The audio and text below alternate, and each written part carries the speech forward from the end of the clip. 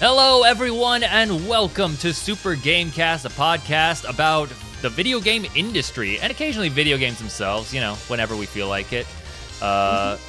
Your host today is Bronson Fiore, who is taking a drink. Hi, y'all. I like water. Water's good. Water is good.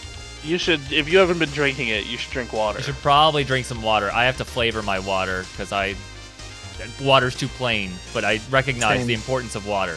Years of sugar ruined you. It sure fucking did. Holy hell. That's it. My girlfriend's favorite drink is actually water. I mean, that's good. I'm not going to shame anyone for absolutely liking not. water. Like that's a good thing. That's a damn good thing to like just plain water. Indeed it is. But yeah, hey, I'm joined by the always awesome Aaron Reynolds. Hey, what's up? What's going on? I've been drinking so much. But just like HR Ninja's Jamie. Hello, yeah. Kinda, yeah. All the time. Yep. I gotta kick ass and get drunk, and I don't know how to kick ass, so. Lordy. Get drunk, hit them buttons. That's right. All right. Lord. You know, I should do a thing where every time I drink as Jamie, I take a shot. That sounds terrible. That sounds so terrible. A shot of beer, maybe. I vote tequila. Yes. A shot each time you get to 4 drinks, which is still a lot. Right. Oh, he would have been shit-faced by the end of our first set. Because how are you supposed to get a shot? Like, Street Fighter drinking game. We come up with a condition where you have to drink in the middle of the fight when something happens. Okay. I think if you can balance it properly, you got a fun-ass drinking game and just some real garbage fighting. Absolutely. All right, we'll work on this. We'll workshop this later. I'm putting a pin in it. Fair. All right, but you know what's also happening? What is happening? The news. The news? And Yeah, we got a lot of news. Yeah, Xbox all this week was just like, hey, we're gonna give you a shit ton of news to follow up on our showcase. Basically, an apology tour. Good call, honestly. Good call. Yeah. So let's open with the first one, which is Xbox Game Studios head Matt Booty says that they should have prepared Redfall better to be a first-party game. Weird. Basically, he says, if I were to look back, where I feel remiss on Redfall was that project was started before we acquired ZeniMax. I think we could have done a better job of onboarding them. If I were to take a post-it note back in time in my little time machine to 2017, I make sure that everybody understands they don't just get to ship a game as Double Fine or an Excalibur. They're going to be looked at as part of a first party. Sometimes a team can just get a little bit of tunnel vision around their game, and sometimes management can have the opposite problem where maybe they're zoomed a little too far out, and it was a case of us having indicators that the game was going to perform a certain way, where we had people play the game, we had reviews, we do mock reviews, we just had indicators that was going to perform better than it did, and I think the team was so committed to what they were building, they just had a little bit of tunnel vision. If you're working for Arcane, you've spent years working on Redfall. To me, I just feel for the people that spent all their time working on that or coming under all this fire for the game. I just immediately go, how do we support this team? How do we support them to get the game in a good shape? And what do we learn from this? I mean, yeah, he has a point that, first party game. Yep. There are expectations. Yeah, there's always 1,000 times more expectations for first party or exclusives. Because you're what is supposed to sell the hardware, or in this case, sell the subscription.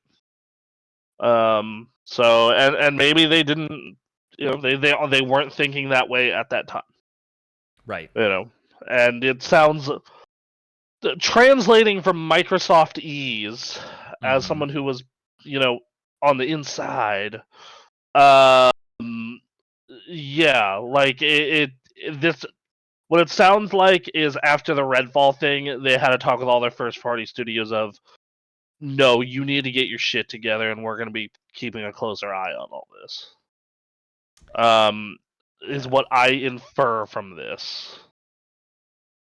Which, yeah, you need a better eye to look closely too, because like when you're doing mock reviews for Redfall and they're coming back as positive as they are when the game is in that state, like Yeah, I mean, yeah. somebody lied to somebody.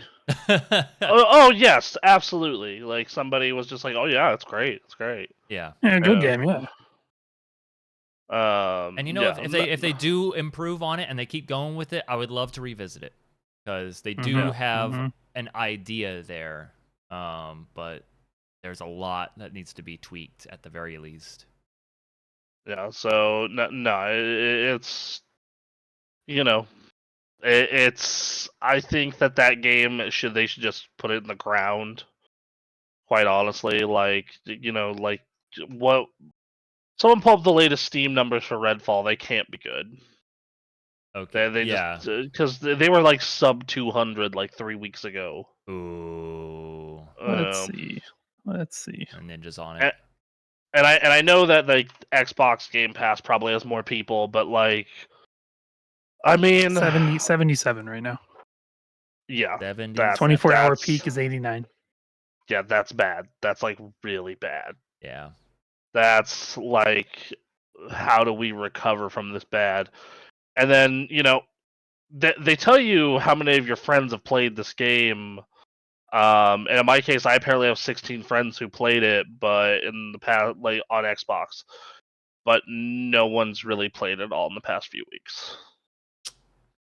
So It would have to take a massive change in what that game is. not even just fixing all the bugs, which would to be fair, that would help. That would go away. Sure. That would help a long way. But like, yeah, you would have to entirely restructure what that game is to make it interesting, and it's just not gonna happen. Yeah, we'll see. So, yeah, I hope that whole situation and them getting dogpiled all the way up until the showcase, basically, it hopefully taught them, hey, we need to be better, and maybe we should be a little more on our first party's ass. Yep. Just a little bit. So, yeah. All right. Well, what about you guys? You got any hot takes on that? I mean, this obviously I think extends to beyond Redfall. But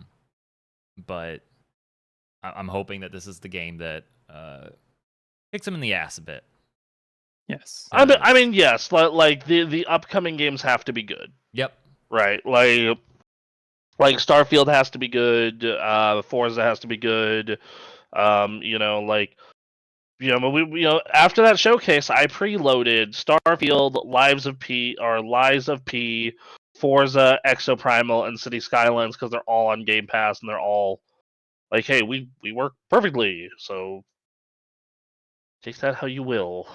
So And Lies of P is so good too. And then Payday. Oh, you can finally That's preload right. Payday. Yeah. So doing that. And the thing is most of these are multiplayer games, so like we can all do them together via Game Pass. So, yeah.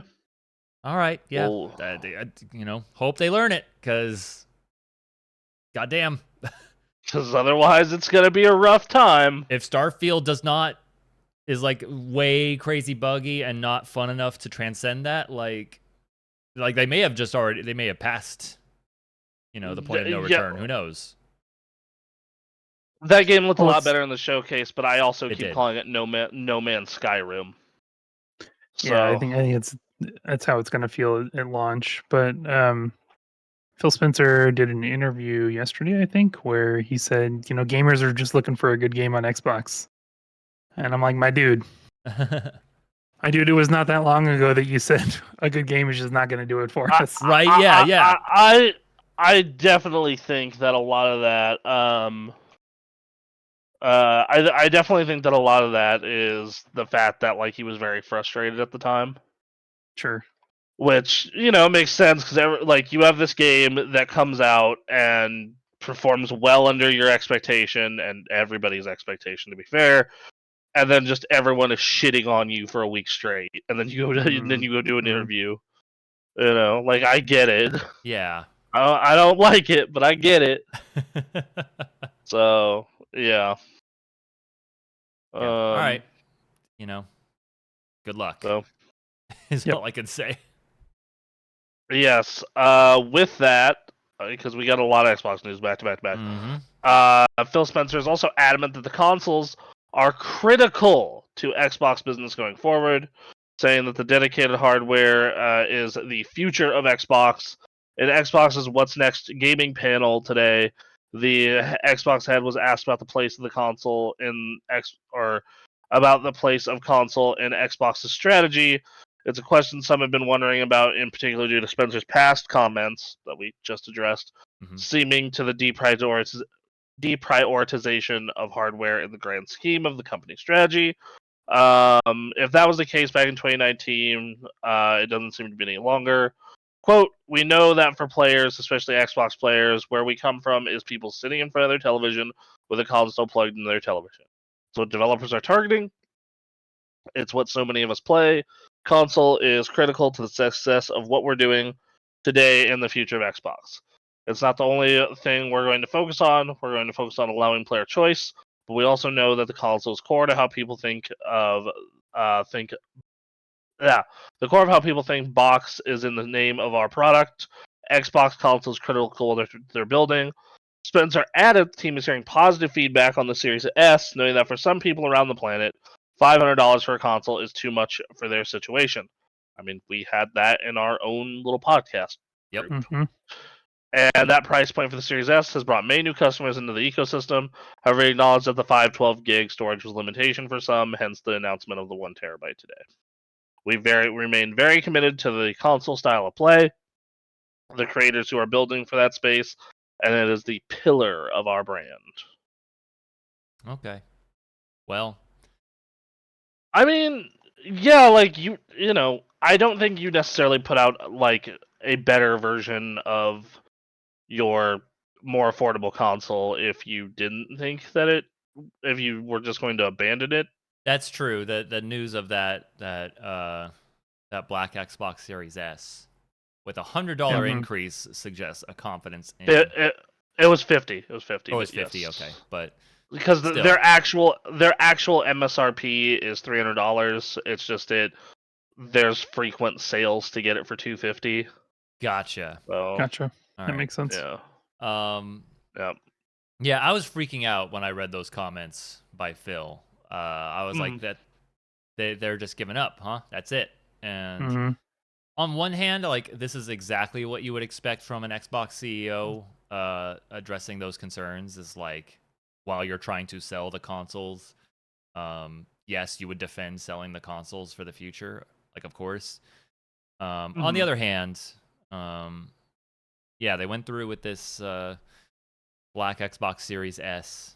I do think it's a good idea to keep working on, these consoles and pushing forward with that if you're putting the games out. So we'll see, right? It's I mean, yeah, that's kind of like what it is, right? It's like we'll find out.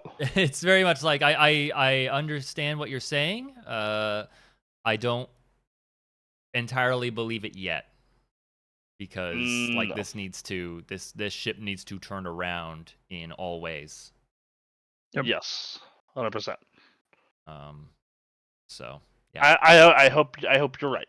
I hope that the console is key to your future business. Ba ba ba ba ba ba ba. Yep.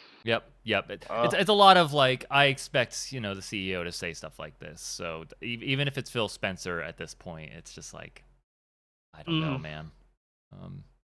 But So we'll see. they also had a panel at Xbox Games Fest thing.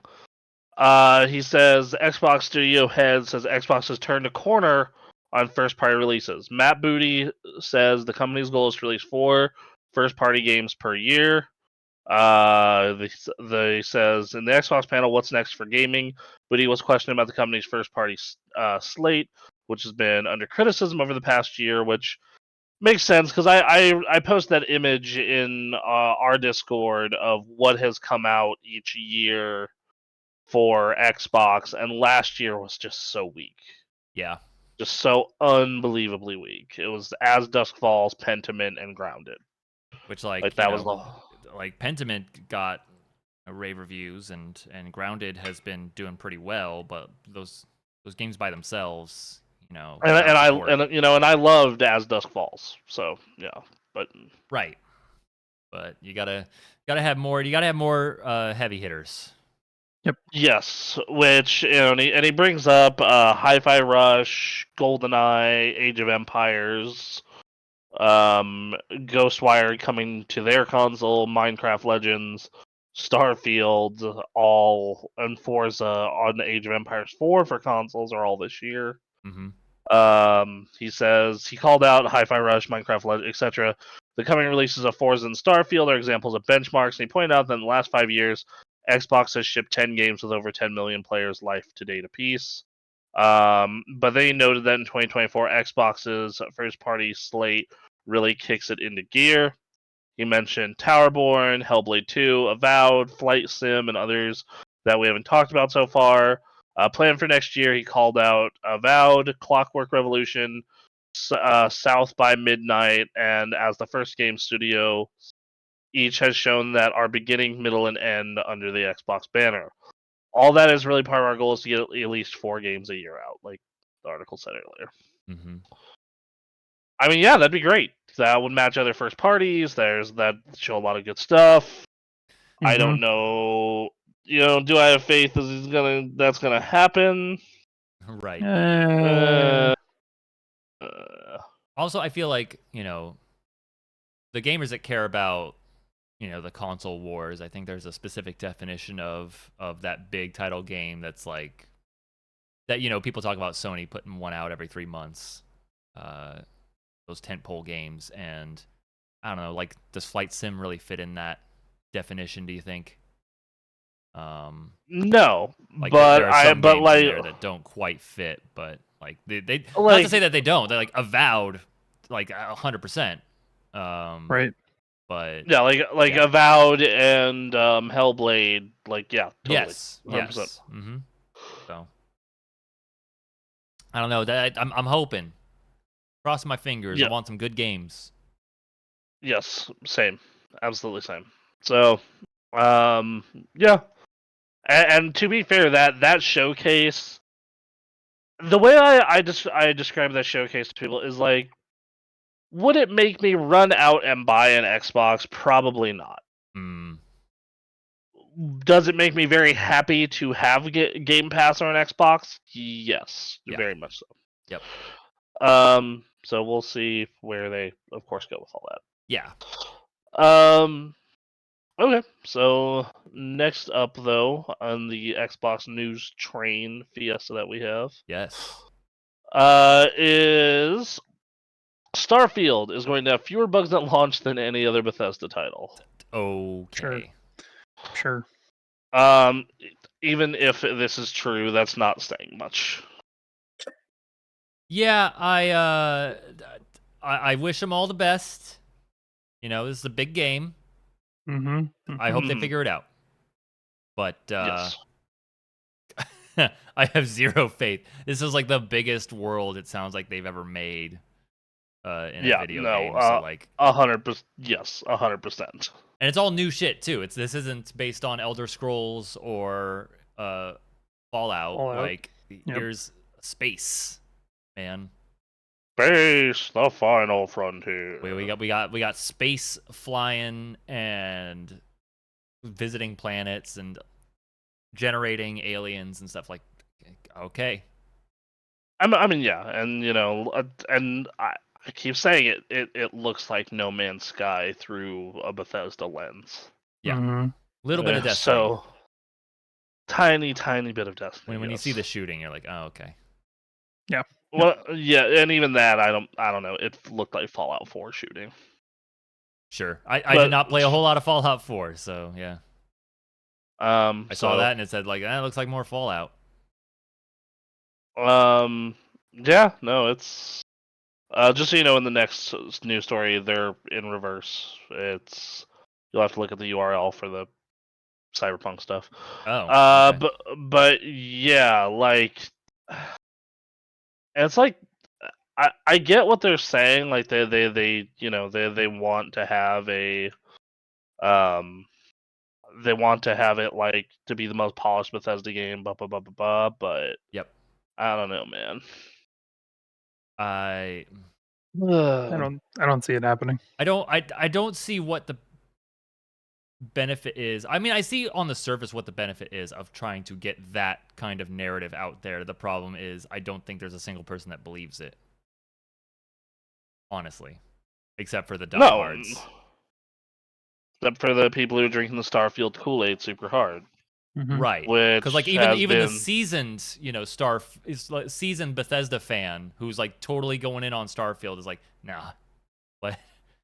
Nuh-uh. So Oh, I mean, I'm gonna get it, but right.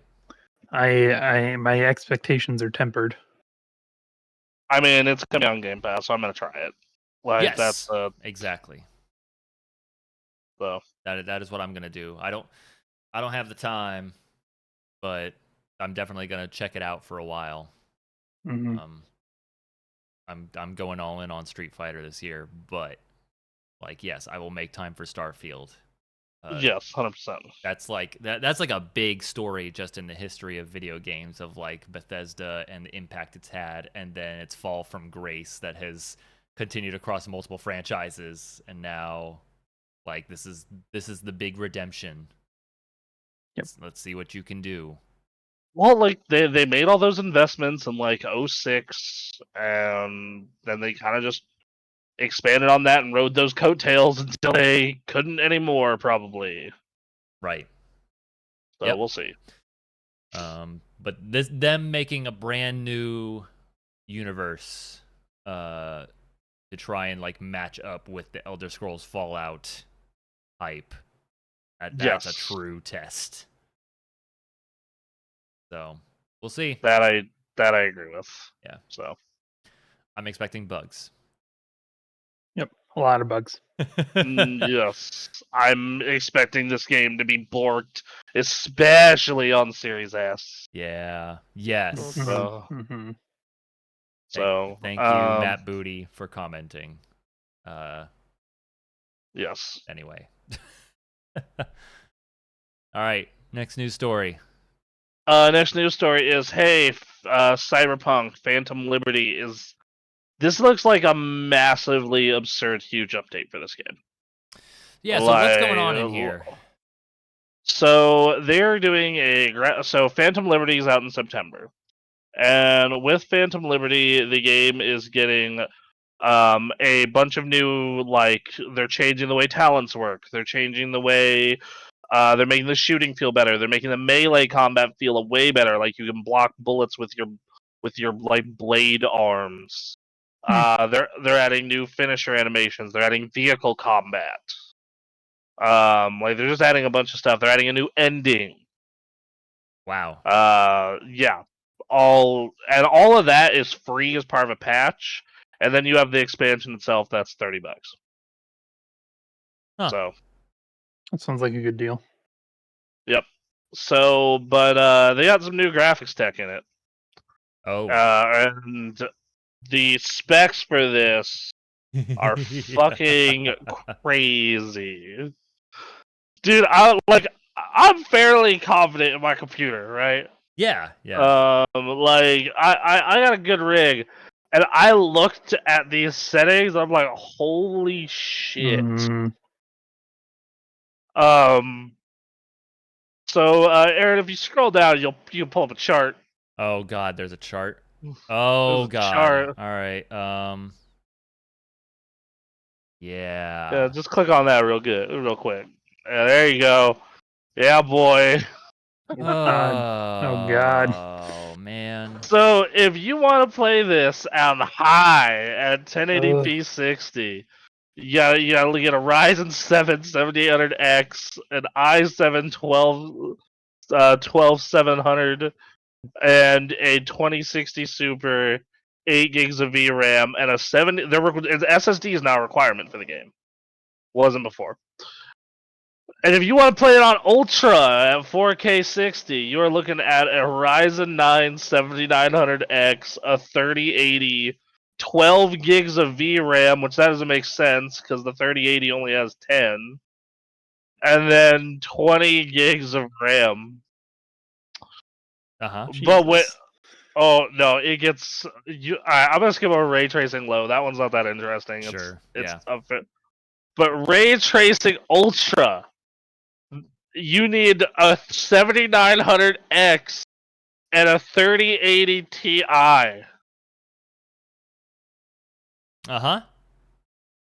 Oh, yeah, what's the problem there? And that's at 1080p. That's at 1080p, boy. Oh, That's it gets insane. Oh, it gets better. It gets way better.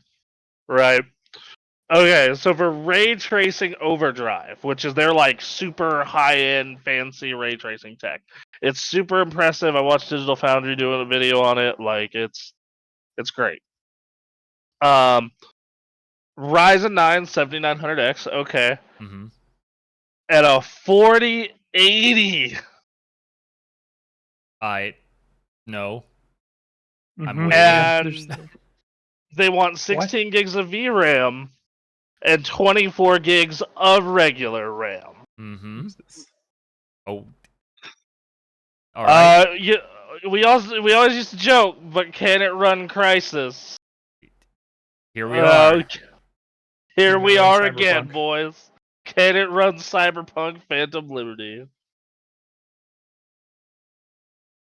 No, I typically find these kind of. First off, I'm at 1440p, so my resolution isn't supported here, which makes me believe I should be able to run this on Ultra at 1440p with no issues.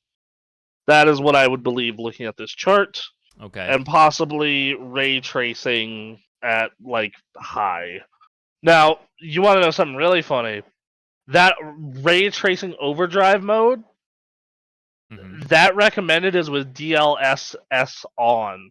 Meaning, if you want to turn off the AI upscaling, you're probably going to have a 4090 or a card that doesn't even exist yet. That's my guess. That is Card, some straight card up that doesn't exist. Yeah, that is some straight up Crysis shit. Yeah. Wow. Wow. I missed this so much. Here we are. It's so dumb. Cyberpunk indeed. Yeah, they're really doing a strong commentary on how only the rich can enjoy things. Yep. And the poor, like they should have a setting that's like Quake, where you can set all the settings down to low, and everyone's just a block and like shooting balls. I actually priced out a new build this past weekend because of this. Like, I'm not gonna do it. But you wanted to find out. I wanted to find out. I was like, all right, you know what? Fuck it. And honestly, it wasn't much more expensive than Jarvis was. Jarvis finished at, after the video card got put in it, Jarvis finished at $2,000. This new computer, if I were to build this today, it would be about, after taxes, it would be about $2,500. And this is what you would get for. First off, I went all AMD. I want an AMD graphics card. So this is what you would end up with, though: an X670p Wi-Fi DDR5 board, a Ryzen 9 7900X, a RT or a RX 7900 XTX video card, 1,000-watt 80 plus gold power supply, 32 gigs of DDR5 RAM, and a 4 terabyte NVMe solid state drive, and a water cooled CPU. So Okay. You know what? Yeah, it's not bad. I wasn't disgusted. I was upset that I had to go away from Nvidia, but outside of ray tracing, this card is every bit as good as the 4080 in every way, but $200 to $300 cheaper. So Okay. It was one of those things where it's just like, dude, I don't give a shit about ray tracing enough to justify spending $200 to $300. I gotta be honest. Was it with you guys or someone else that was talking about like ray tracing just has not been getting utilized, so like There's like prioritizing that in your build is not really important. there's like 4 games that use it well ever, and those 4 games are cool. Like it looks amazing in Cyberpunk. Sure. It looks so good in Cyberpunk, but You're just trying to be able to play the game smoothly, Right. yeah, and like that's the yeah, hinder. Like, yeah. yeah, just and same thing with like if that's gonna be the difference between you playing the game at like 120 and having it look great, and you playing the game having it have really impressive, awesome lighting, but like having to spend an extra $300 on a video card, I don't know, that's not really worth it to me. But because like when ray tracing was first announced, like they're making a big deal out of it, and consoles, the consoles put the tech for it in. Mm-hmm. Like every console can do it, but even on console, like I turned it off in Resident Evil 4 because it didn't really have much of a benefit. Like they're like the only place where it looked was just like, oh, that's cool, was the castle. But even then, I was just kind of like, whatever, Right. you know, because it wasn't worth like getting a super inconsistent frame rate. It'll be a nice thing to And have when it's not when our technology is like moving past, is ray tracing like that peak thing that you're getting, like it just kind of comes with. right, But right now, it's just not worth it. well, yeah, it's such a performance hit because like, so I actually decided to pull up my like Cyberpunk PC specs like right now, Okay. out of curiosity, and I'm on a 3080, a regular 3080, and I have every single like thing turned all the way up. Like it's the only thing I don't have is path tracing. Improves quality by tracing paths of light to their source to better simulate physics of light because they recommend a 4070 Ti or 3090.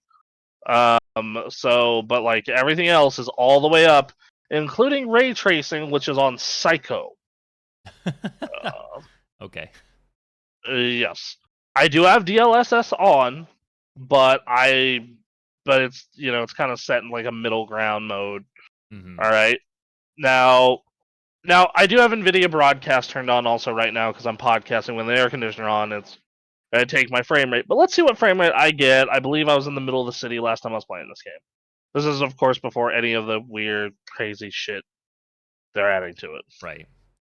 Alright, so I am chilling in a building, and this is with NVIDIA Broadcast on, and I'm getting about 65 FPS. Let's go out into the city real quick. And yeah, okay, I'm like hovering around the mid 60s. Fine. That's not Like bad. totally playable. In fact, in this new part of the building, I recently dropped up to the 70s. Cool, awesome. That's totally playable, super good. But like, you're telling me this new ray tracing mode is gonna look better enough to where I'm gonna tank my frame either A, I'm gonna tank my frame rate, or B, I'm going to run out and spend. Well, they're saying it has to be a 4080, probably because it does ray tracing better. Spend 400 and or sorry, spend an extra $1,100 to $1,200 on a graphics card. Mm-hmm. Like, nah, son, Yeah. Yeah. not happening.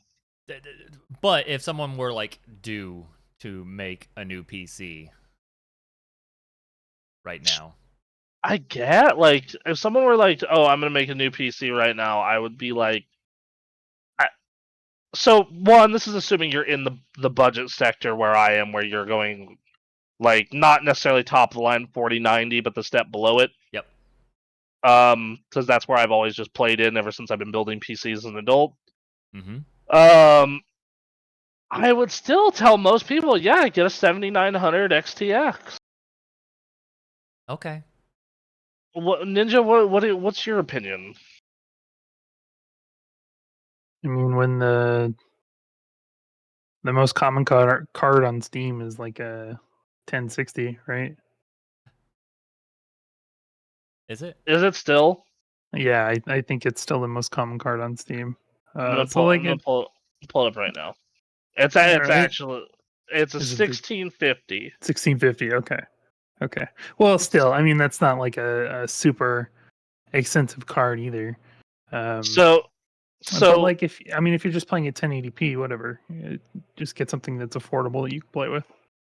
right, like we're fucking around in a very different edge of the pool. 4K monitors, 1440p monitors, like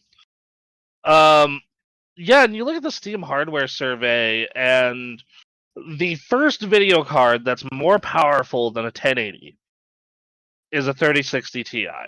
Hmm. Because everything else above it is 3060, which it and a 1080 are about dead even. I had both, and yeah. Then 1650, 1060, 2060, 3060 laptop, 1050 Ti. So yeah, it's like 3060 and 3070 and 3050 are all kind of the area where things start to get a little better. Yep. Also, man, they fucked up real bad with the 1080 and 1080 Ti. They're never going to make that mistake again. No, they won't. They won't. Those cards are so good. Like, like I have a 1080 still in use. Like still in use somewhere for somebody. That's ridiculous. I sold my 1080 for like $550 in the middle of COVID. Like, why? That's amazing. Yep. Uh, Yeah. Well, good luck to everyone running Mm-hmm. some Cyberpunk.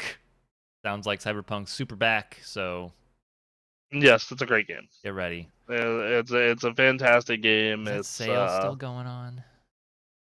I think it is. I believe Wanna Cyberpunk is say like it No, is. there's $30. a website called isthereanydeal.com, and you put in your game, and then it'll tell you where it's the cheapest at the moment. Oh, nice. Okay. No, unfortunately, it isn't It is over. All right, I missed my on I missed my Steam at boat. least. Yeah, it's Yeah. $30 right now on GOG. On G. Oh, okay. Yep. See how long that goes, but yeah. All right. So, Well, and then did it say? Did it have a time frame Let's see if I wait, can time find out. for for good that old still. games? That game is so fucking good. Like I really legitimately love the living shit out of that game. I hear it's very good. I don't see a time frame. It just Okay. says $30. So, good luck to people who are listening to this podcast later. Hopefully, it's still Yeah. going. Hope you win the roulette. Yeah. All right. So next up, and all the new updates to the gameplay look great. They look super cool. Like the vehicle combat, especially, I'm super stoked for. Melee builds being better and a lot more viable. Like, Mm-hmm. yeah. So, yeah, All right. great game. Glad I got unfucked. Yes. Mhm. All right. So next up is, hey, you ready for a bunch of people to lose their jobs? No. It's gonna happen. All right. You guys talk about this depressing news. I'm gonna use the bathroom because I've been drinking coffee since 8:30. Oh, Ninja, can you fill some air while I have a sip of water? Just keep passing it off. Great. Yes, people are losing jobs. There's a lot of layoffs that are coming in the gaming sector, right? I mean, like Meta is still laying people off. I think Amazon just went through layoffs. All It right, sounds like there's a lot of stuff going on related to tech and layoffs right now. so let's talk about this specific layoff. Layoffs, studio closures, and game cancellations are coming to one of the biggest publishers, Embracer Group, the group Oh. that owns Borderlands, Lord of the Rings, Tomb Raider, uh, Crystal Dynamics. The company announced a restructuring program. Yeah, we're gonna restructure you all the way to the unemployment line. Um, a restructuring program that it basically says it aims to help the company be leaner, stronger, and more focused and self-sufficient. Layoff studio closures are coming. The announcement of these moves comes not long after Embracer Group said it lost a $2 billion deal at the 11th hour. They only had a verbal agreement for this deal, but it was still a major loss. What the role of the deal had on the restructuring plan is unknown. CEO Lars Wingfors made the announcement in a memo shared with staff and posted on the company website. He said, Embracer has been on a journey of growth. And indeed, Embracer has made so many acquisitions and investments in the past 5 years that it became something of a meme to be embraced by the company. The period of massive accelerated growth is now over. He said that the restructuring will transform Embracer Group from a heavy investment mode to becoming a cash flow generative company. It will help us meet the worsening economic and market reality as the strong company, and will fundamentally change our prioritization of growth with raised capital towards optimization and growth based on our own cash flows. He said Embracer's net debt will be lowered through the move, and if all goes planned, Embracer will have greater profitability with less business risk in the coming years. This is in turn will give us the freedom to continue to grow and deliver high quality experiences our players really value. Yes, I'm sure that cutting a whole bunch of staff and overextending yourself will lead to great things for players and video games. Yeah, that's a good idea. I'm sure it'll be good. Great. The rumors for the $2 billion deal is that they were going to be purchased by either Amazon or Activision Blizzard. Huh. Okay.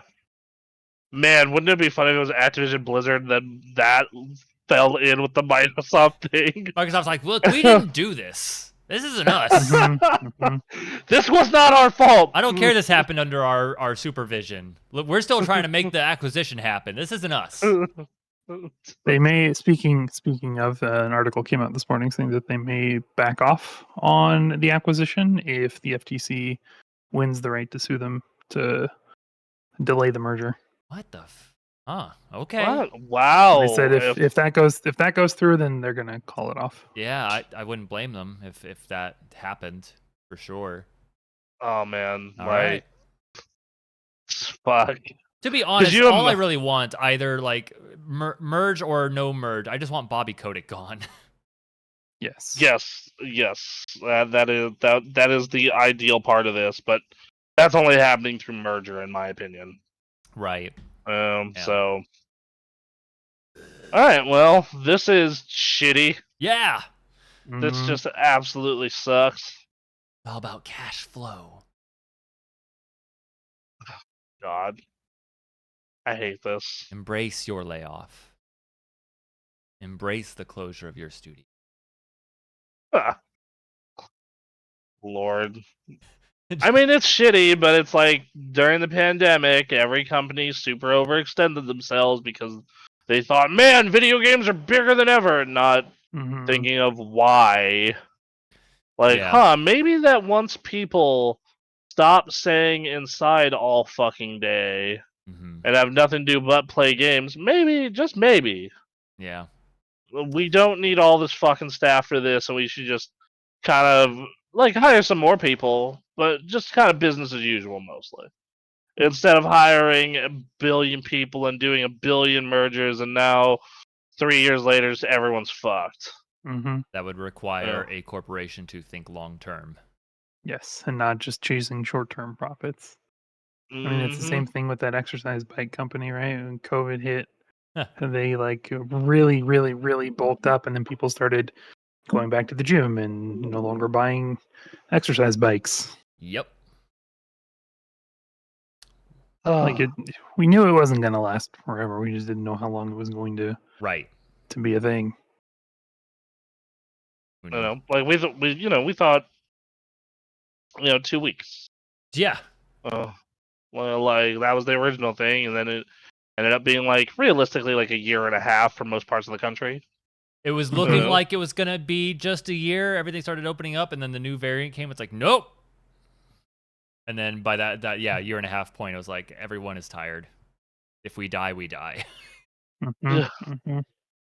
So it gave you some real fun context about society.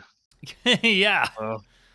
Ooh. It sure did. It was 2 years, man. So it was a weird time.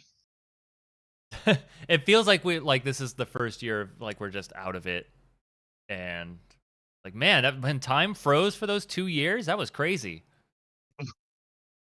I if I have a child one day, I cannot wait to tell them about COVID. You're gonna be showing him Dragon Ball Z Kai, and when they're in the time chamber, it's like, I lived this.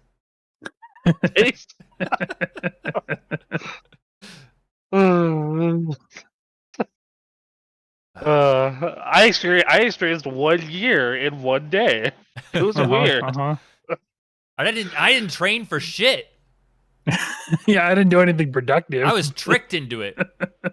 I played Sea of Thieves and Grand Theft Auto and had an emotionally abusive ex-girlfriend. It was cool. I went into the hyperbolic time chamber, and all I got was Pirate Legend.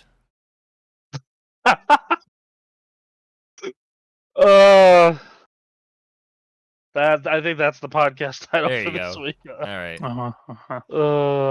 Fuck. I went into the hyperbolic time chamber and all I got was Pirate Legend. Oh fuck. Yay. All right.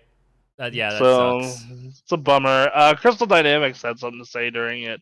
Thanks to everyone for reaching out and asking about our most recent news by our parent company, Embracer Group, regarding the restructuring plans. We want to reassure fans that there will be no impact to our continuing efforts with our partners at the initiative on Perfect Dark and our next Tomb Raider title being developed in collaboration with Amazon. Yeah, it sounds like Crystal Dynamics is just going to be bought by Microsoft or Amazon, is what that sounds like. Yeah. All right. Moving forward. Okay. That Yeah. was I don't think I had a link for this next story, so I just got the homepage. the new Twitch partner program. Yes, I fucking realized I forgot to link that. Okay. Well, anyway, so hey, Twitch fucked up real bad. No kidding.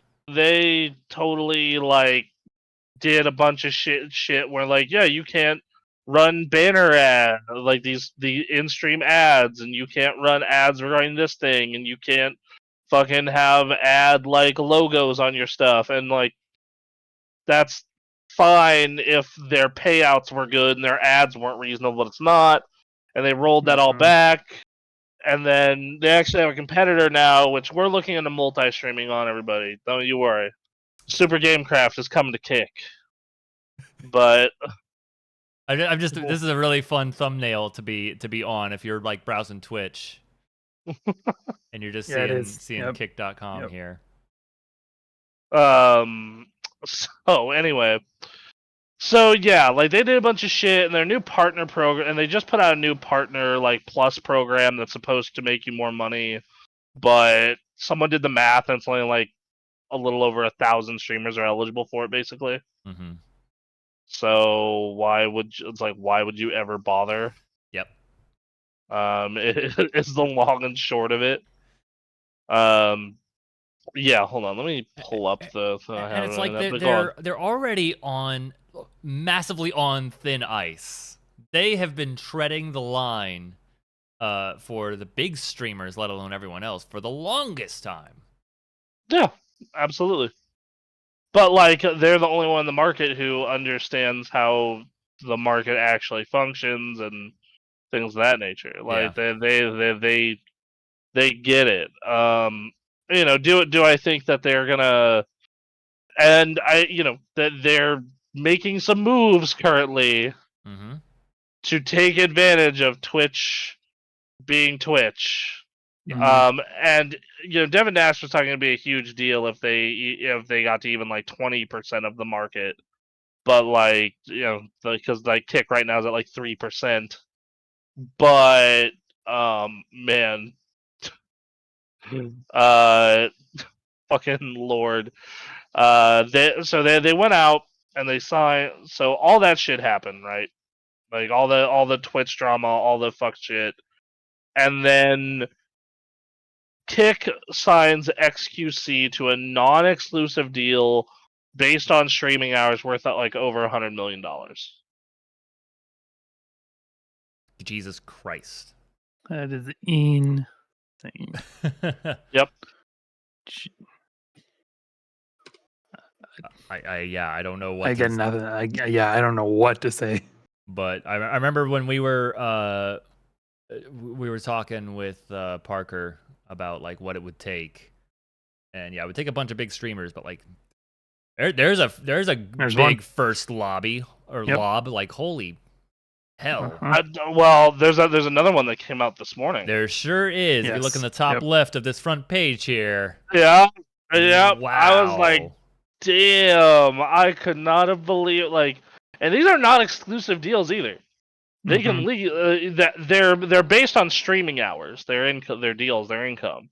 So if they don't stream, they don't get the payday. But like, man, like holy shit. Like what? you got because like like Mixer got fucking Shroud and Ninja, and that was great. But like, bruh. Yep. Oh my god! Like you're getting Amaranth, you're getting XQC. There's a couple other big names looking to go over. Asmongold has been hinting about going over. He's been trying to lead a charge, and like this may do it for him. Yeah, like, bro. Now to say, I will say, top live categories right now, it's like, just chatting, Warzone, slots, and casino. Slots are big right now. Well, they're owned by Stake, so they're owned by a fucking gambling site. That was the whole reason they started up, was because Twitch was banning gambling on their streams, and they were like, well, we'll just start our own with with blackjack and hookers. Yeah. And then like they have a like Saudi Arabia, like Saudi like Arabia's like funding them or something. Of course. Yep. So yeah, and then look, the numbers are of course not anywhere near Twitch. Like let's not right now. No. You like you go into like the just chatting for Twitch right now is at 580,000 viewers versus 26,000.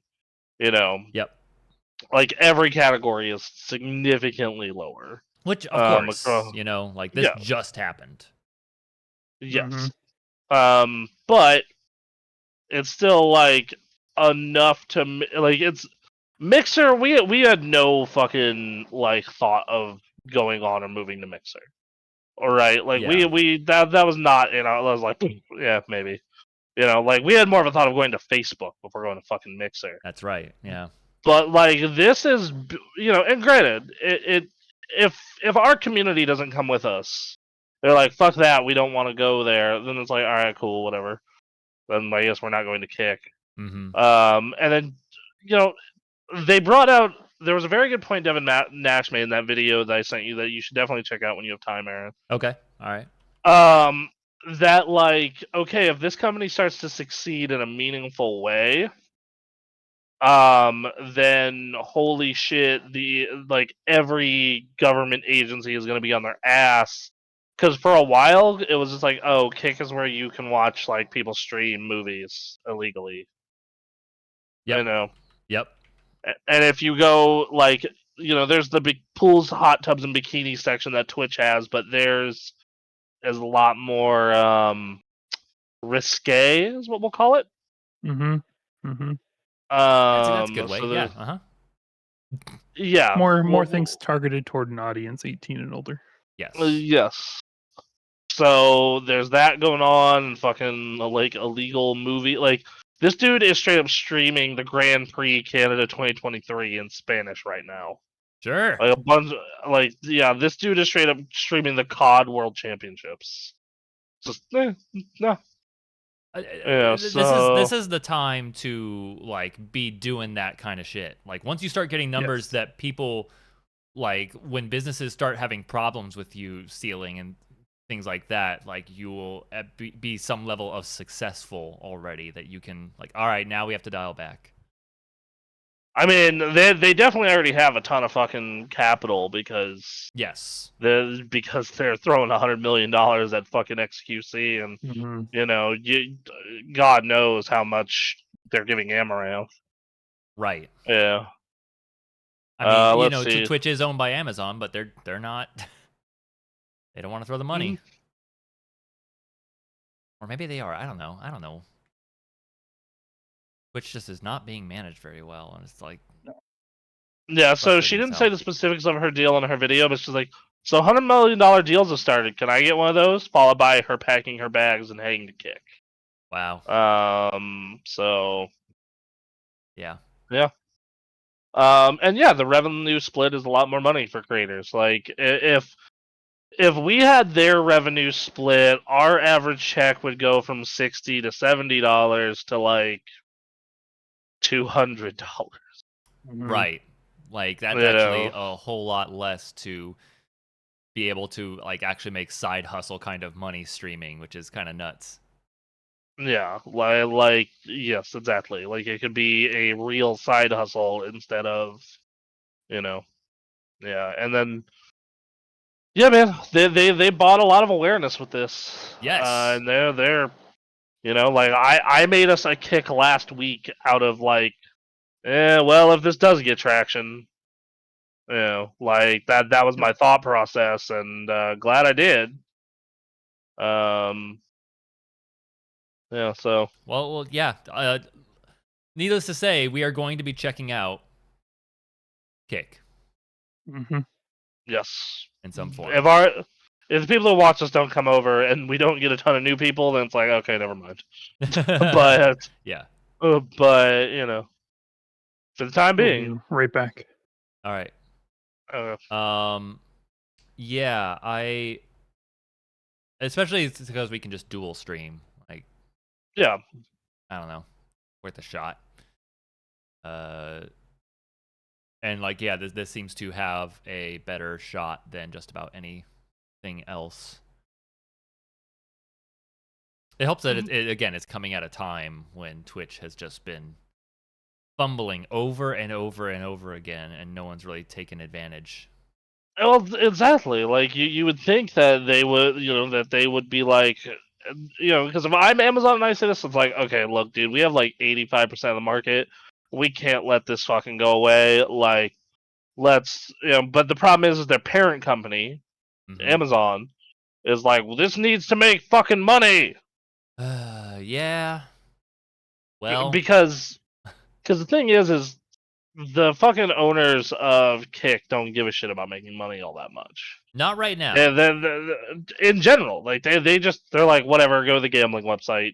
As long as we're getting like as long as we're doing a bunch of shit that gets us money in other ways, this can just be a giant fucking marketing ploy for now. Oh, I didn't. So that's a thing. Like, I hope, and again, like this is me asking a business to do this, but I hope, like, gambling's a problem and it causes addiction. But man, if this funds the ability for a streaming website to actually like pay out for streamers, Yeah, no, well, because like think about when we were doing like peak pandemic numbers, dude. Like we would have been getting like $300-$400 a month yeah, on Kick, and then you factor in like, okay, well, at that point, I can maybe, you know, like if we keep snowballing this, we can go part time and work part time jobs, and mm-hmm.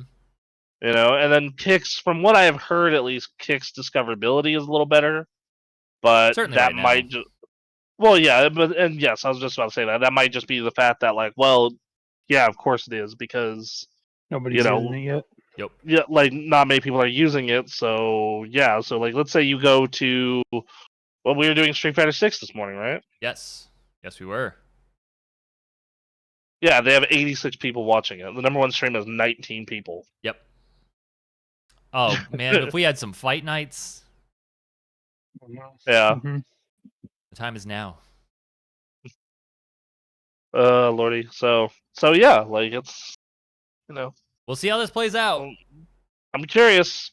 Mm-hmm. Um, Yeah. but I have little faith as well. Yeah, I mean, obviously, yes. Hedge your bets.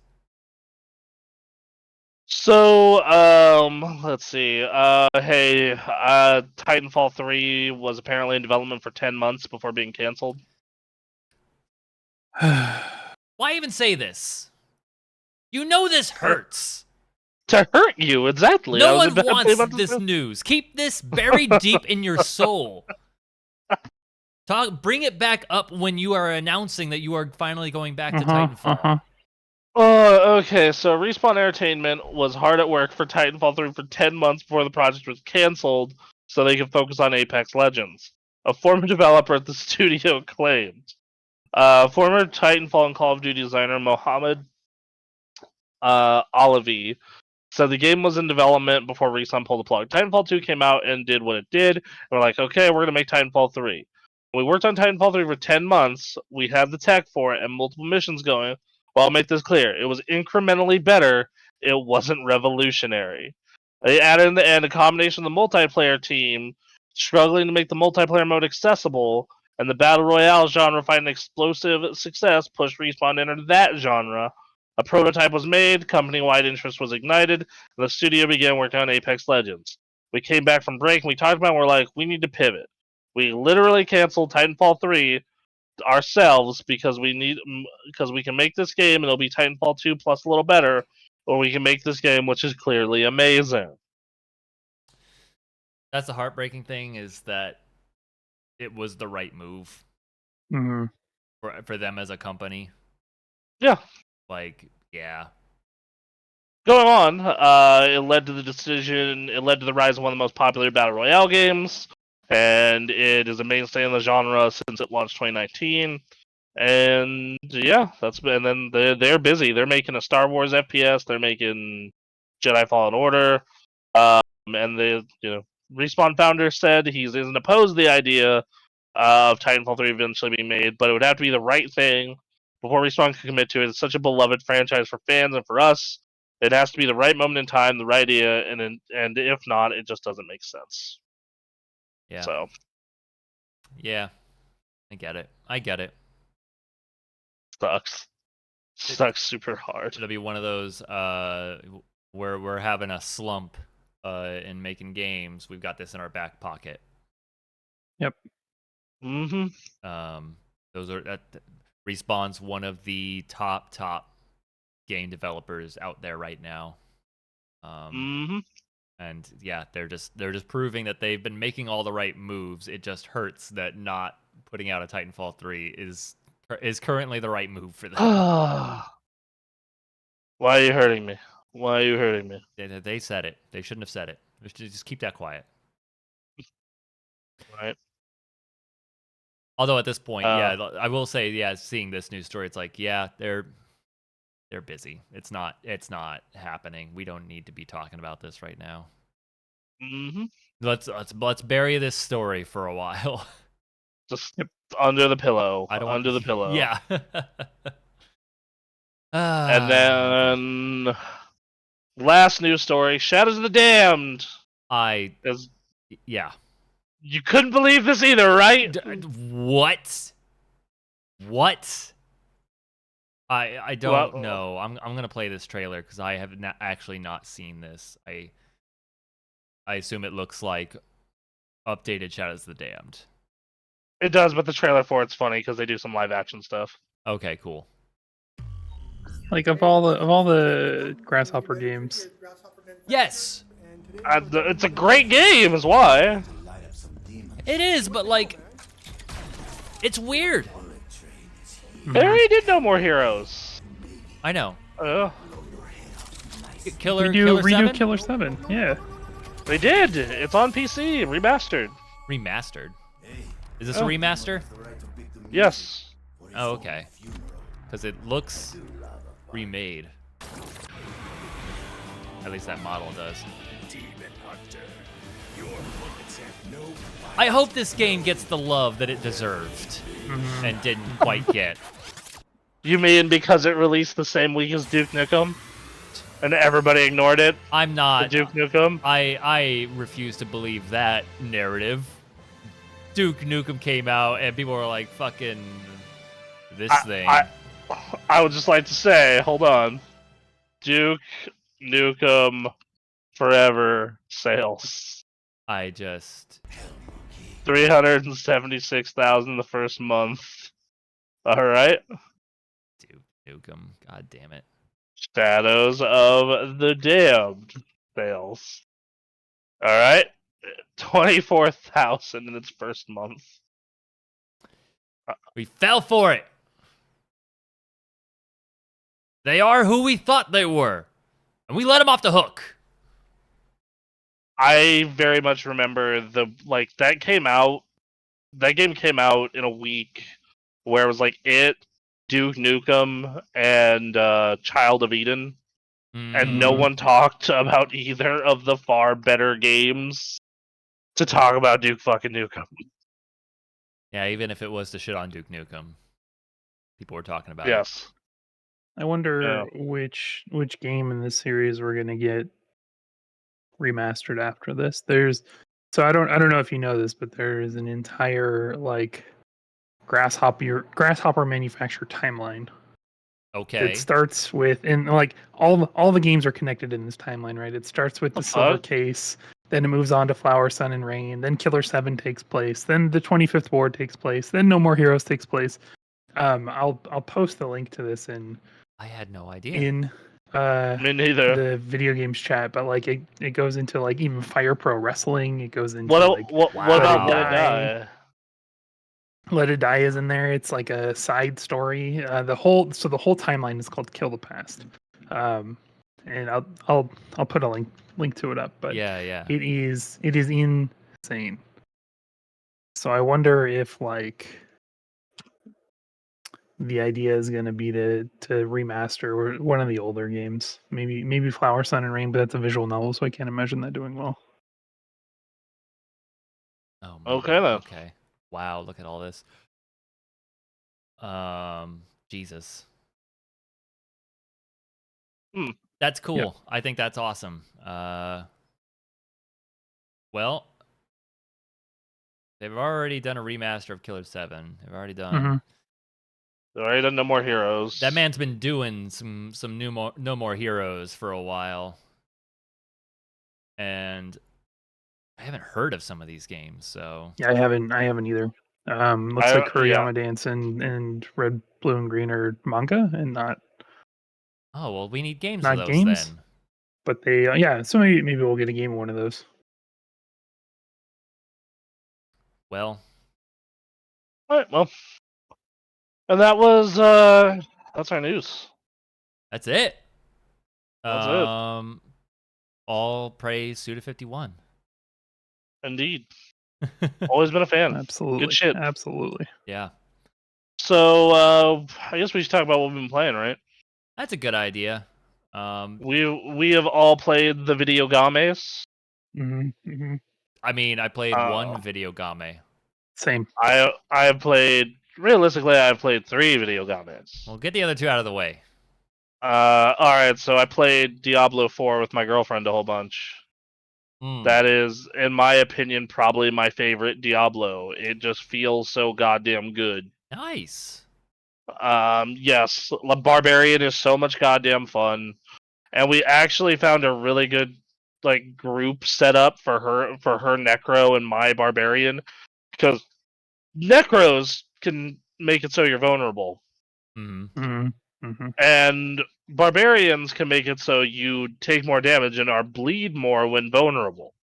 So I just did a full like bleed build, and she did she was just making shit vulnerable, and like literally some bosses I can just stand there using the same 2 attacks and just get hit by everything the boss does because it is melting in front of us.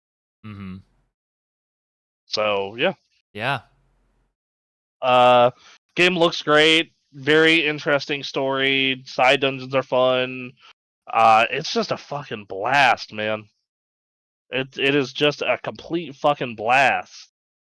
That's So, great. I'm stoked that Diablo seems to be super back. Yeah, it's really fun. It's a good game.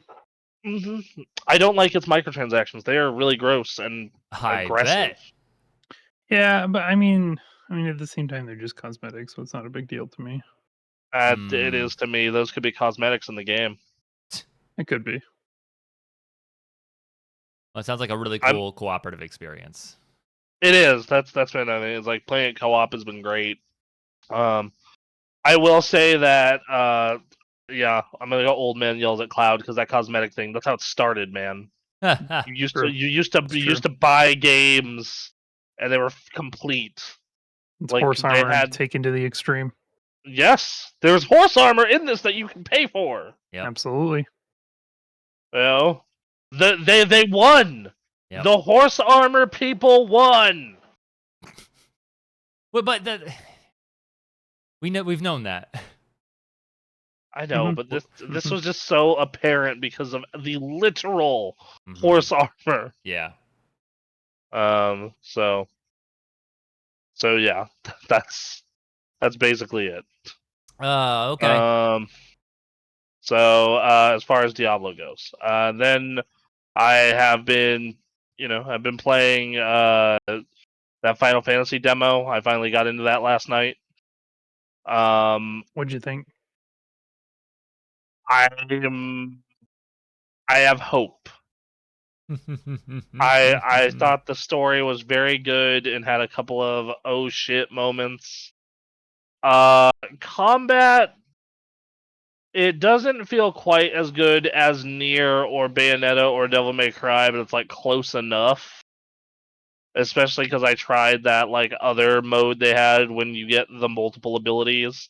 I do like that they have a Devil May Cry style swapping thing. Mhm. That's kind of nice.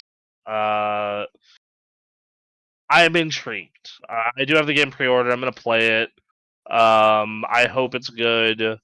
I really hope I don't come back here in 3 weeks and be like, God damn it, they fucking tricked me again. They did it I am hopeful. again. I don't think you will.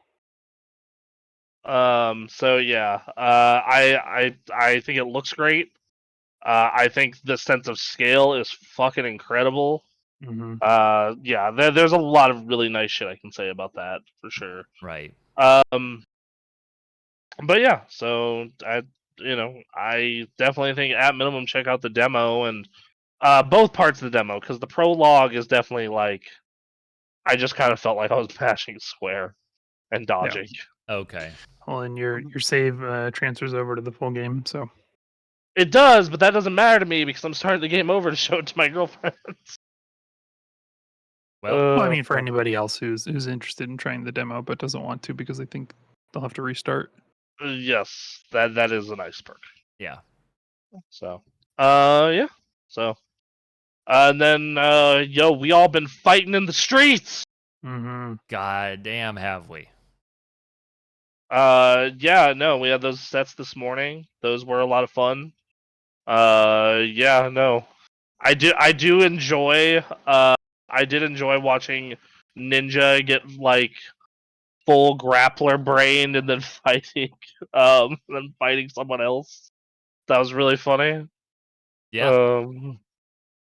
So yeah, no, it's a blast. Like that game, it looks great. I've just been listening to the soundtrack at its own at work. That is legitimately something I've been doing at work is just listening to that soundtrack. Just especially like the main theme and the Geef music. Mm-hmm. Mm-hmm. Oh my god, Mm-hmm. the Geef music kind of reminds me of the Soviet connection from GTA 4. If you remember that Yeah. song.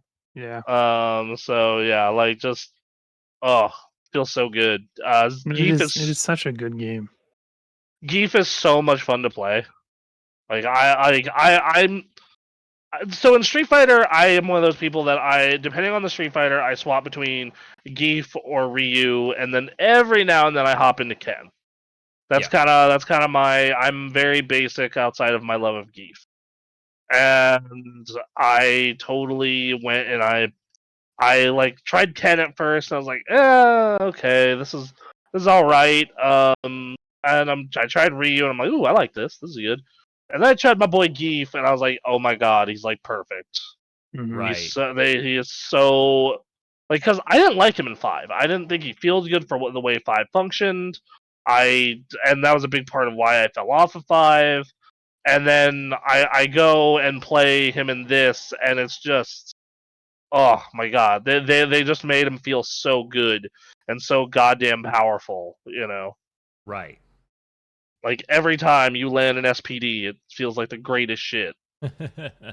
So yeah, I don't know. What about you? What about you, Ninja? I know you've been climbing up the ranks like I have.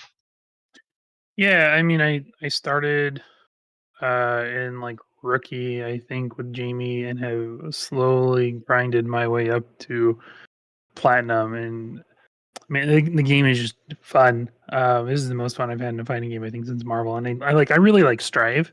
I like Strive a lot. Mm-hmm. But I think I'm having a much better time with Street Fighter Five. I was playing with a friend the other day and had like 44 losses in a row. Didn't mind, wasn't a big deal. Mhm. Like just learning the matchup, learning what kinds of things you can like punish or use, or trying out different combos and different like setups and stuff. The game is just really good and does a really good job of teaching you how to play it and how to get better and how to appreciate learning and not necessarily like winning or losing. I started playing World Tour. I think I'm on like chapter 5. Hmm. And the game does a really good job of teaching you, like incrementally teaching you all the mechanics of the game. Yeah. Yep. That's awesome. I have still not touched World Tour yet. I've exclusively been in training mode. I actually no. I finished arcade mode with Zangief, which I encourage everyone to do because it's fucking hilarious. And then other than that, I've just been doing ranked matches and a little bit of training mode here and there. Like it's been and it's been a blast every single time. Nice. So yeah. You can cheese a lot of the master fights in World Tour. I haven't lost to a master yet, and all I do is 2 crouching jabs and then a sweep, and they get hit by the sweep every time. Huh. I don't know why. Sometimes they'll jump, so I'll like throw them back into the corner, but then 2 crouching jabs and a sweep. And so I just sit there doing that for like 20 minutes or whatever because they have such a high health bar. It was really weird winning against Ryu by just spamming Hadoken. It is weird. Like, you of all people should know this. Right? Whatever. Oh, I'm in I'm either chapter 11 or 12, I forget, in World Tour. What a weird game. It's it's a game that really embraces weirdness and stupidity and dumbness for humor's sake, and it's all the better for it. I love talking with the characters in this game and seeing how they react to you, and just classic Street Fighter characters just living their lives, and what that entails is fantastic. That alone has made World Tour worth it to me. But yeah, I still think at the end of the day, like, you want to just get into fighting. Like, there's some stuff to do here, such as like getting the outfits. If you want to, get your avatar ready for avatar battles, if that's your thing, for maximum stupidity, like World Tour is a good way to do that. But yeah, and then there's some fun, like, little nuggets in there in that World Tour. I ran into Retsu, from, I believe, Street Fighter 1, in there, and he's just hanging out.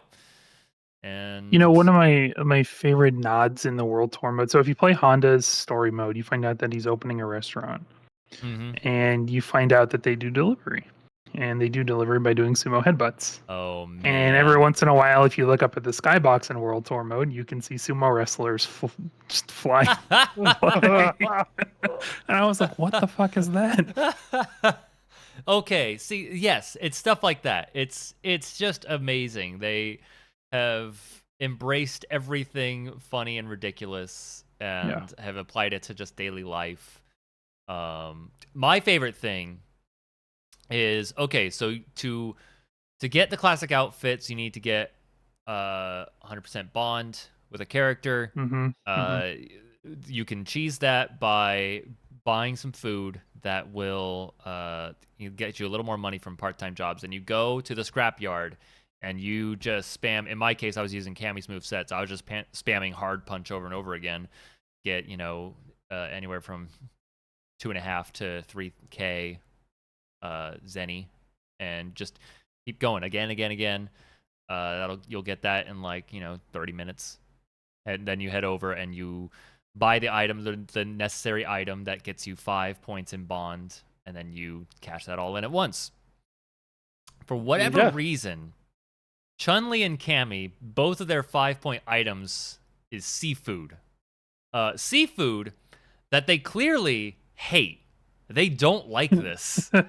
But that is the item that gets them up. So, like, Chun-Li, it's like, here you go. Here's this canned herring that, like, in its description, like, gas is expanding the can. And Chun-Li's like, Jesus Christ. Gross. And then, Gross. thank you, I guess. And 5 points. All right, cool.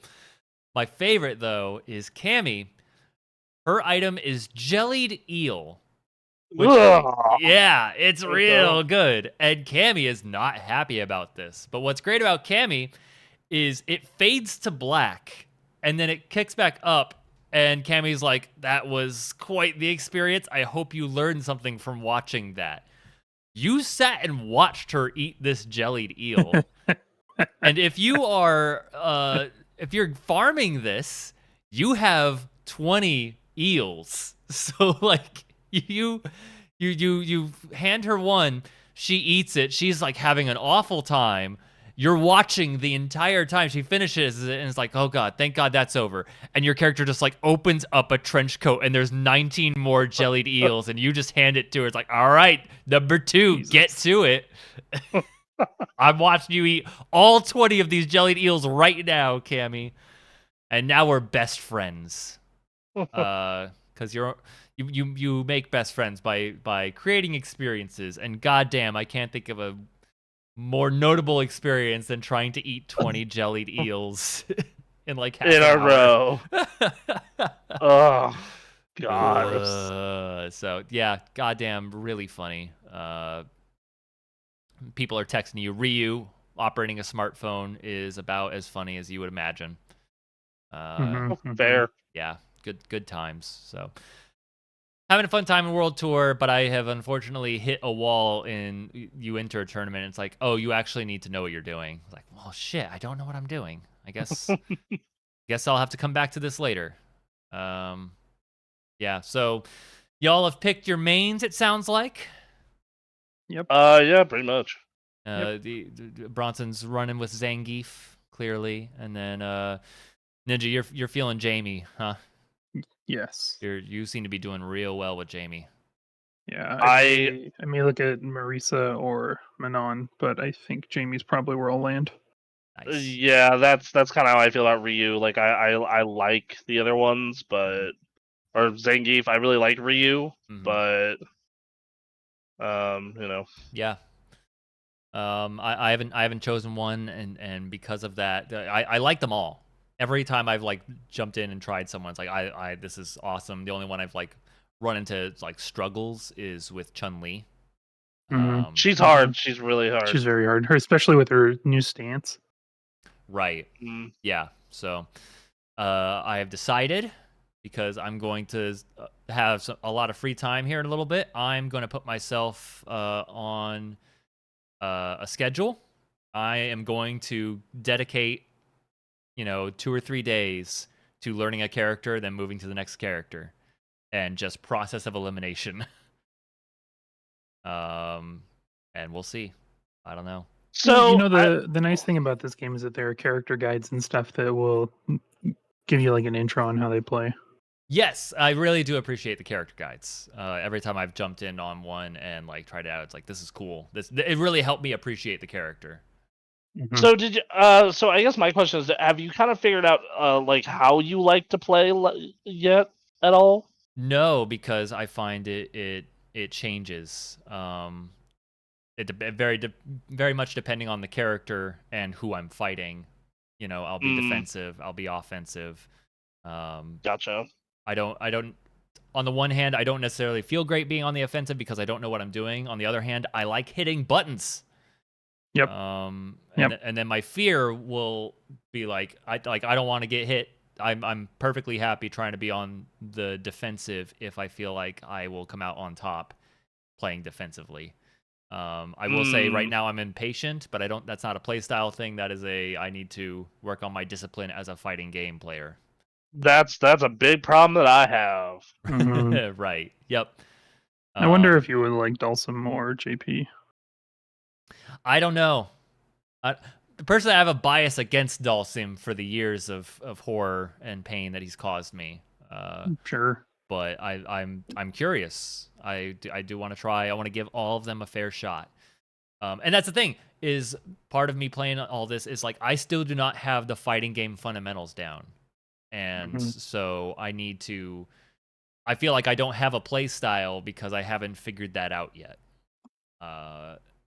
So we're gonna be doing it here. We're gonna be cataloging it probably on Super Gamecraft.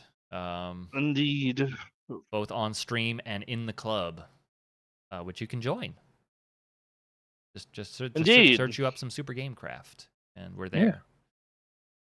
So yeah. I'm. This game has been like as a total package, like the best resource for people to learn how fighting games work. Yes. Yeah, it's the most I've enjoyed a fighting game since Dragon Ball FighterZ. Yep. And to have those two things together, like this is incredible. Yep. So yeah, I don't know, man. Like it's really, I can't stop playing these. Like I wanted to play the Final Fantasy Zelda or demo or Zelda this week, and I just kept playing fucking Street Fighter. Oh. There's I have a lot of friends playing Diablo, and I'm just like, oh, I'm going to play Street Fighter. Yeah. Oh. Yep. Ugh. Everything about it. Sounds, music, technical visuals, artistic visuals, the game, the way it feels, the way it's designed, and all. Yeah, at console on both modes, locked 4K 60. Man. Beautiful. Yep, they did they made just they made a fucking masterpiece. They really fucking did. Yep, they did. It seems pretty well balanced too. Like I know it's early. Yeah, I'm sure there'll be somebody who figures out something fucked. Yeah. Yes. I've heard some shit about. I've heard from the higher level players. JP is something. Yeah, GP. I think the high. It's only like what, week 2, but I think the high tier characters right now are JP, Ken, Jury, and Honda. I have definitely run into a lot of Kens who just are brutally good. So, but I also hear there's a whole lot of Kens as a Street Fighter tradition. Yeah. Yes, I mean the Ken flowchart exists for a reason, right? Yep. I was asking myself, is this because of American Shoto, or is this because of Moment 37? Both. And both. I feel like it's Moment 37. For the people who are aware enough in fighting games but aren't like hardcore, like yes, I can see that. Yeah. Well, Moment 37, like, doesn't matter who you show Moment 37 to. Even if they don't play video games, they're going to see it, and they're going to know that something impressive is going on. Yeah. So, all right, well, fair enough. I don't know, Aaron. Who do you gel with vibes most? Like the character itself. I gotta say, I have a lot of fun.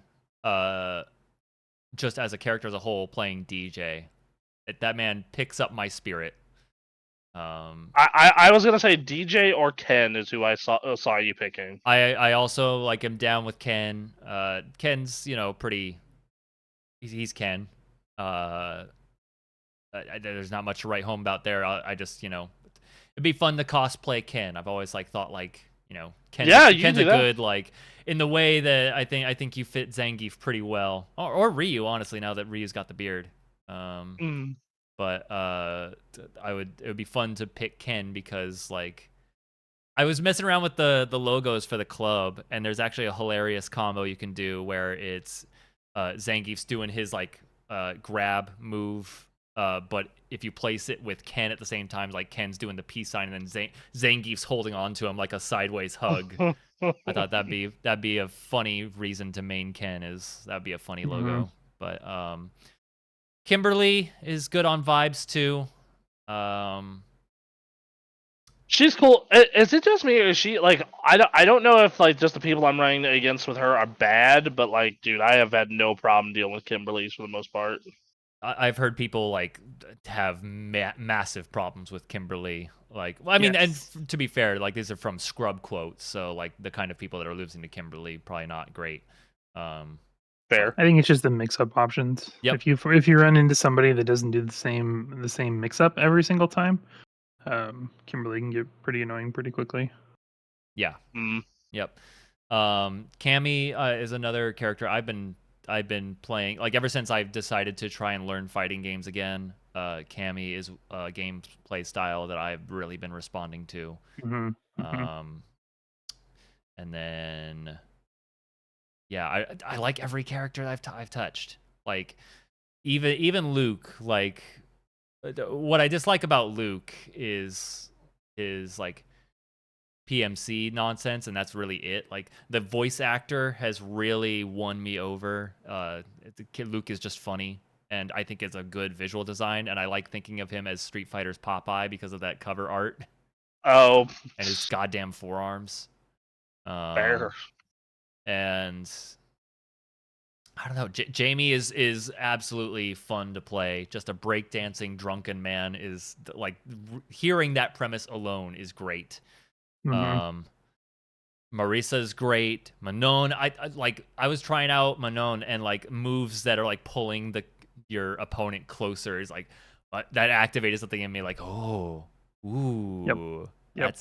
that's good. Yeah. Manon is like cool enough to where even I've looked at her and been like, I might want to try that. Yeah, and incorporating dancing with it is just fun. It's funny.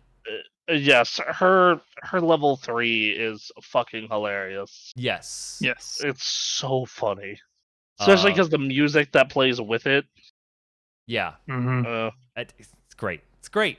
But also, like, if you have commentary turned on, listening to Tasty Steve say all of her French moves is just really funny. Okay. Yeah, I've not been doing the commentator stuff. Just because I have not either. Because there was like a tutorial or something where they turned it on automatically, and I don't know who the default commentator was, but they were not excited. Which when your commentator's like not excited about the match, it's like, ugh, okay. Yeah. Wow, he really that was quite the DP. That was a good time for that. Okay. Doing golf commentary for Street Fighter. It kind of felt like it, you know? It was like or the commentators are warming up. It's like the first round. And okay, you know. But yeah, this game, there's nothing really wrong with it. The roster, like top to bottom, just design-wise, has been fantastic. There's no weak point to me. The only part of the roster I don't like is their DLC choices. Like Rashid and Akuma are great, but I give a fuck about the other two. I mean, new character. I'm always excited for a new character. I want to see what they look like when they're fully done. And then no one seems to like Ed, so I'm hoping they're trying to reinvent how he's played at the very least. Yeah, Ed seems like a really weird choice. Yeah. Why did they pick Ed? Yeah, that is Great interesting. question. For a Great game question. like this would be a good time to dip into that Street Fighter 3 roster. Yeah, like Dudley or Makoto. People want like Dudley so Sean. bad.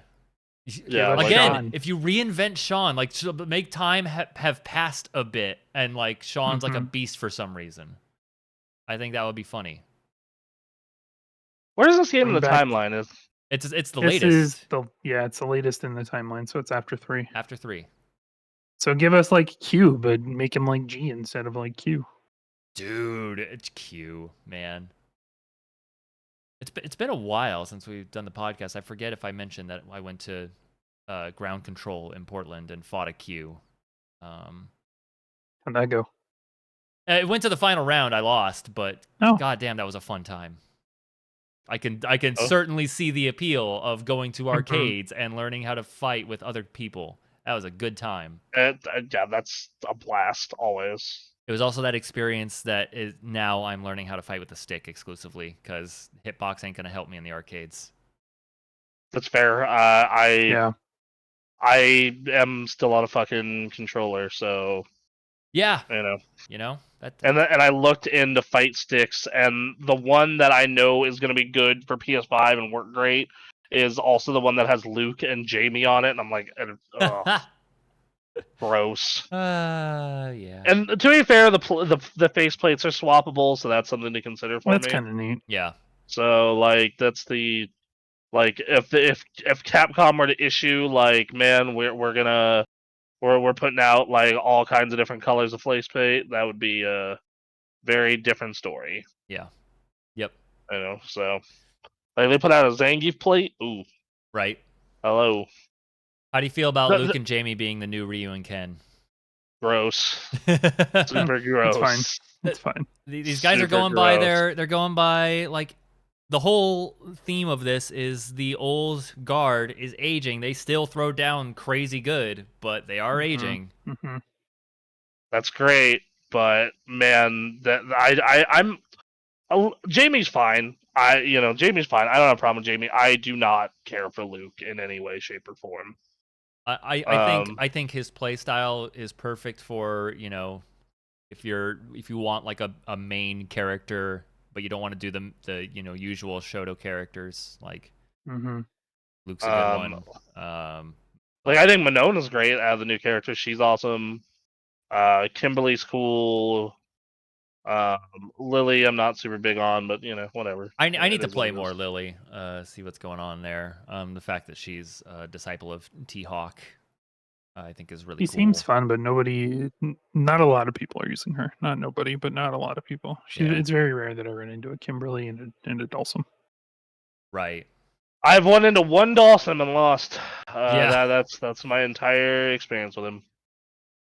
That's how the Dulcim players like it.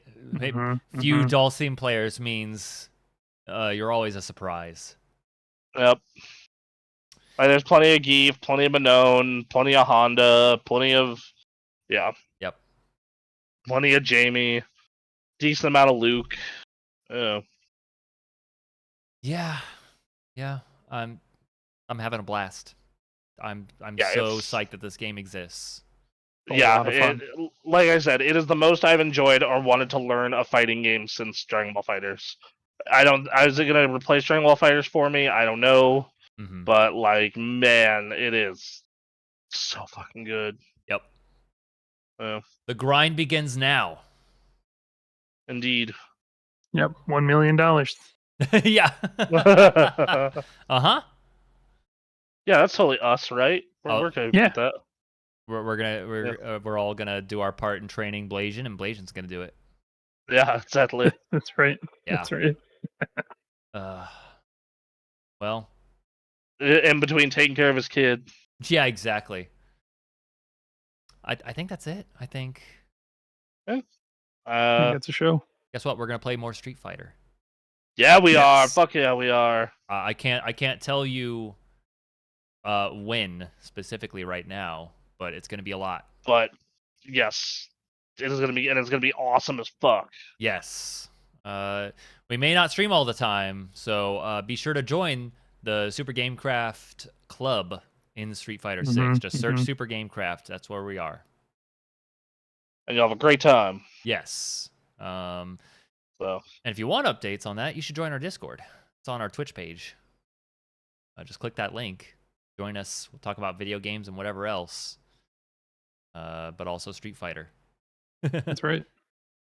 Man, we've had such like Street Fighter and Final Fantasy have taken over that Discord. They really have. Yes. Right now. like in a big fucking way. Yep. Not as much Diablo posting as I had anticipated. No, I mean it's mostly me and Ninja are playing it. Like, and Emma's playing it actually. Damn. Wow. So when she gets back from vacation and whatnot, like she'll probably have stuff to say on Diablo, and we can actually play Diablo with her because and then y'all should play some Diablo. Yeah, and then early next month we got Exo Primal. Damn, that's coming. right. Oof. Oh, I forgot about that. That's right. I watched that Capcom thing, man. It looked cool. Yeah. Yep. We got video games. We're streaming. God damn it. What we do We're out here. out here in the streets? All right. Is there anything else, you guys? No, that's about it. You know, it's been a fun week. Lots of good games to play. I am very fucking excited that the releases are stopping for a couple weeks. Yes.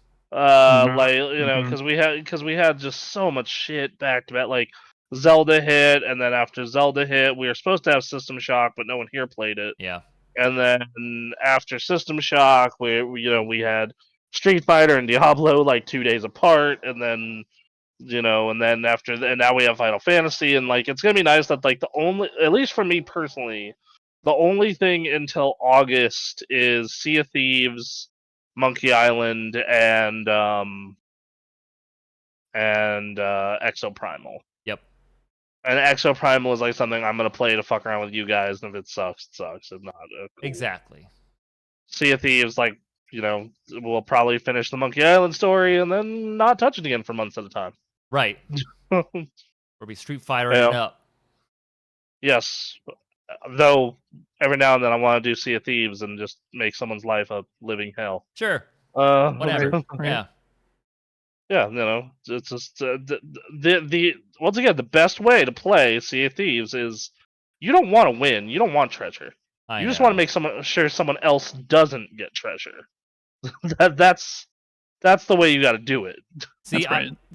my hesitation comes from like ruining someone's day who's like doing the story mode stuff. I would love to raid someone who's doing that thing on the island, whatever that was called. Oh yeah, I know what you're talking about. The thing where you have to go to the four different, get the four different skulls and go to the the Fort of the Damned, I think it's called. Is that what it's called? Yeah, Fort of the Damned. Yeah, that would be so funny. I would love to do that. Like the say he says, we're going. And just that'd be good. Yeah, we completed that once and we got a reward, and man, it was hard. Never again. Yeah, that was goddamn. It's fun. Even when we fail, it's fun. We just have to not be invested in winning. Yeah, like you like I said, the best way to play that game is, and the story mode stuff actually is completely locked away. Well, I shouldn't say there's no PvP, but it's like almost like 90% of it is instanced. Yeah. Yep. It's like, so you really don't have to worry about that too much. Right. But yeah, so I don't know. We'll get into that. I'm excited to see the Monkey Island stuff with it. It actually kind of made me want to play the new Monkey Island game that came out last year. Sure. It's on Game Pass, and I always did like the Monkey Island game, so we'll see. Yeah, we'll see what happens. Plenty of video games coming soon. Hell yes. Right. And you're gonna see them here on Super Gamecraft. Indeed. All right, I think we're gonna sign off. Bye, y'all. We love you. See y'all later. See ya.